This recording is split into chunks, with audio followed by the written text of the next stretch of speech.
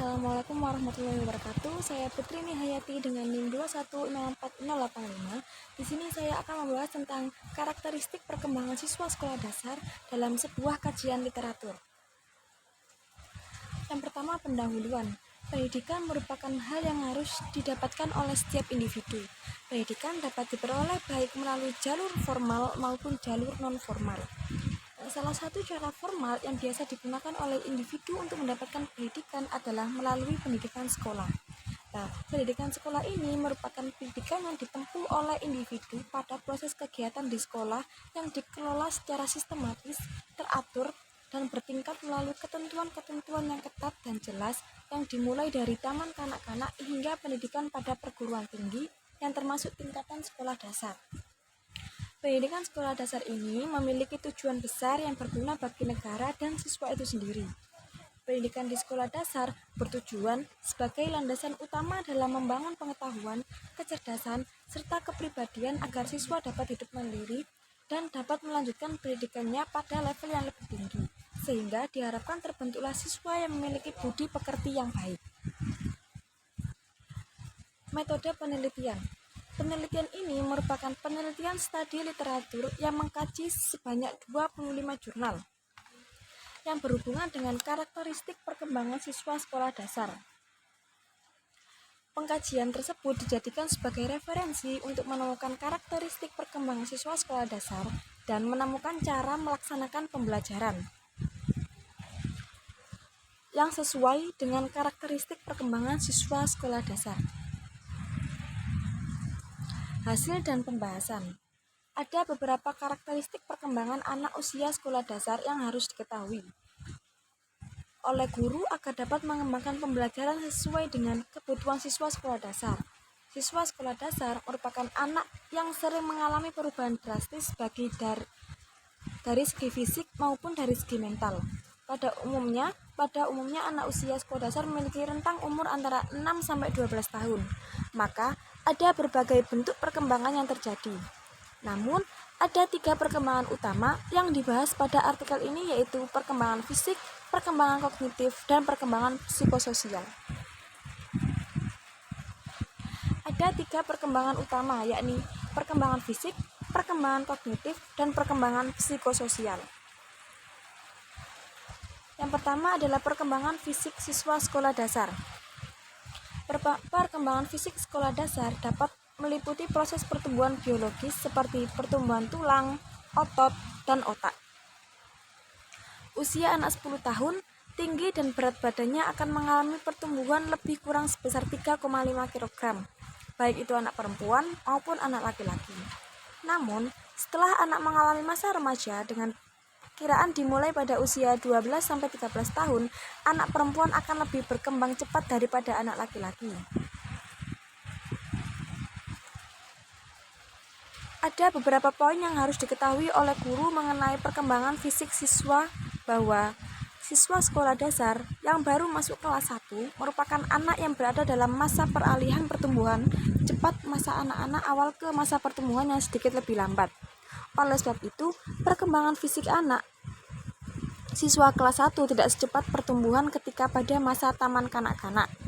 Yang kedua, pada siswa yang berumur 9 tahun, siswa laki-laki merupakan siswa perempuan yang memiliki ukuran yang kurang lebih sama, namun sebelum siswa berumur 9 tahun, anak laki-laki memiliki ukuran lebih tinggi dan lebih gemuk daripada anak perempuan.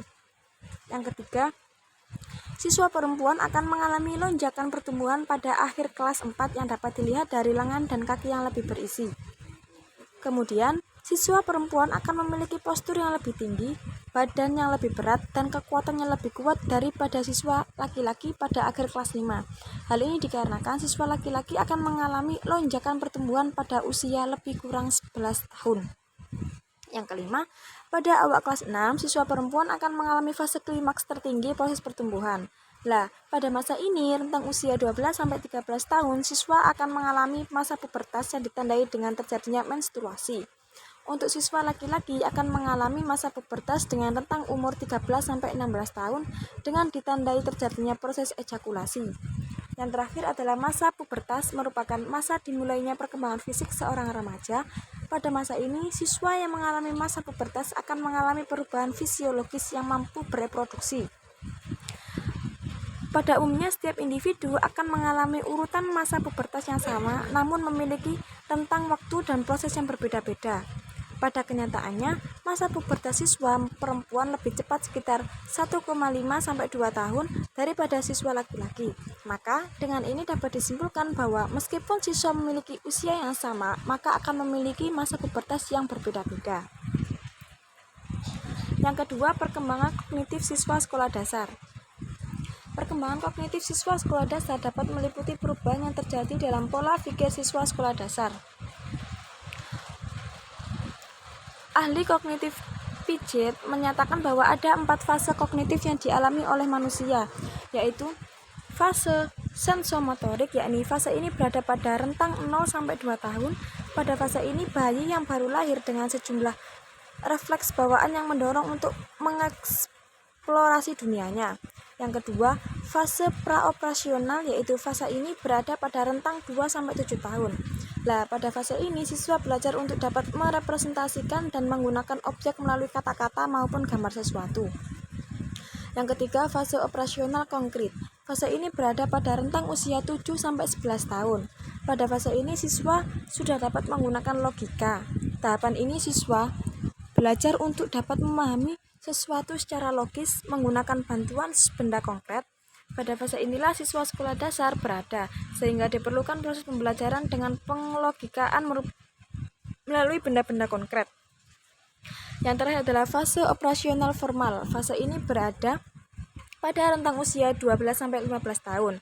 Pada fase ini, kemungkinan berpikir sudah dapat dilakukan secara abstrak. Selain itu, siswa pada masa ini sudah dapat melakukan penalaran secara logis dan dapat menarik kesimpulan dari informasi yang disajikan. Secara rentang umur anak usia sekolah dasar berada pada fase operasional konkret. Fase ini menuntun guru untuk dapat mengembangkan penalaran siswa melalui benda-benda konkret maupun dari pengalaman langsung siswa. Perkembangan psikososial siswa sekolah dasar. Perkembangan psikososial berhubungan erat dengan perkembangan dan perubahan emosional siswa, yang menyatakan bahwa harus sejalannya perkembangan aspek siswa yang meliputi aspek psikis, sosial, dan moral. Siswa saat menjelang masuk sekolah telah mampu mengembangkan kemampuan berpikir dalam bertindak dan pengaruh sosial secara menyeluruh. Pada masa awal sekolah, siswa masih berada pada egosentris terhadap diri sendiri dan lingkungannya. Artinya, siswa pada masa ini masih berpusat kepada diri sendiri dan hal-hal yang berhubungan dengan lingkungannya seperti keluarga, rumah, taman, kanak-kanaknya. Ada beberapa kebutuhan siswa sekolah dasar yang perlu diketahui oleh guru sekolah dasar. Yang pertama, siswa sekolah dasar senang bermain. Siswa sekolah dasar merupakan anak yang menyukai permainan. Berdasarkan kebutuhan inilah, guru sekolah dasar dituntut untuk dapat mengembangkan pembelajaran yang terdapat unsur-unsur permainan, terutama pada siswa sekolah rendah. Guru sekolah harus mampu mendesain model pembelajaran yang terdapat kegiatan permainan. Intinya, pada proses pembelajaran didesain dengan serius namun dilaksanakan dengan santai. Guru harus mampu menyusun dan mengelola pembelajaran yang serius dengan pembelajaran yang mengandung unsur permainan. Yang kedua, siswa sekolah dasar senang bergerak. Siswa sekolah dasar merupakan puncak kulminasi dan pengaktifan maksimal sistem motorik halus dan kasar sehingga membuat siswa sekolah dasar aktif bergerak. Maka pada kebutuhan ini, guru sekolah dasar harus mampu mendesain pembelajaran yang membuat siswa aktif untuk bergerak. Guru harus mampu mendesain siswa aktif bergerak dalam menemukan informasi pembelajaran. Yang ketiga, siswa sekolah dasar menyukai pekerjaan berkelompok. Siswa sekolah dasar memiliki pergaulan yang baik dengan teman sebayanya. Guru harus mampu mengembangkan pembelajaran kelompok. Yang keempat, siswa sekolah menyukai peragaan langsung. Siswa sekolah dasar merupakan siswa yang berada pada masa operasional konkret. Pada fase ini, siswa akan belajar untuk mencari keterhubungan antara konsep lama dengan konsep baru.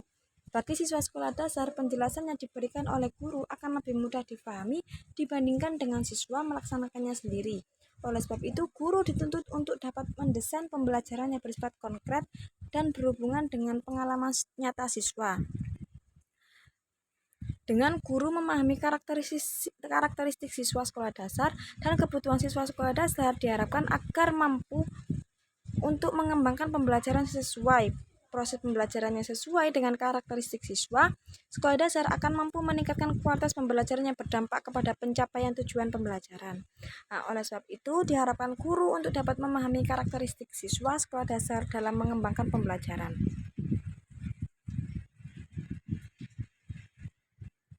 Jadi, kesimpulan dari artikel ini adalah berdasarkan kajian yang telah dipaparkan bahwa ada jenis perkembangan siswa sekolah dasar yang perlu diketahui oleh guru sekolah dasar, yaitu perkembangan fisik, kognitif, dan psikososial. Perkembangan fisik berhubungan dengan pertumbuhan otak, otot, dan tulang. Perkembangan kognitif berhubungan dengan pola pikir, dan perkembangan psikososial yang berhubungan dengan perubahan emosi.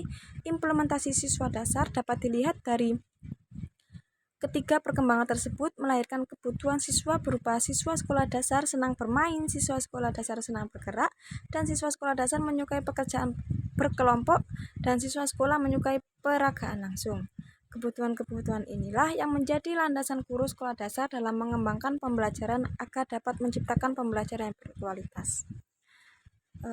Cukup sekian dari penjelasan saya. Terima kasih. Wassalamualaikum warahmatullahi wabarakatuh.